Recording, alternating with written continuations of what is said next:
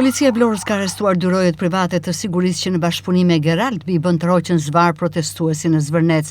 Artur Grami dhe Gazment Vati tashmë të arrestuar rezulton se nuk janë të licencuar nga asnjë subjekt për shërbimin privat të sigurisë fizike. Biba bashkë me ta e të roqën zvar protestuesin pasi e kishin goditur me grushta dhe e mbajtën me forcë brenda kabinës së rojës.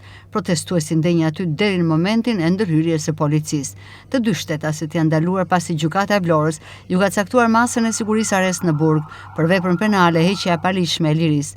Policia njofton se vijojnë hetimet intensive në bashkëpunim me prokurorinë e Vlorës për të nxjerrë përpara përgjegjësinë penale të gjithë autorët e veprimeve ose mosveprimeve të kundërligjshme të kryera gjatë tubimit të zhvilluar në datën 30 maj 2026 në Portonov, Zvërnec.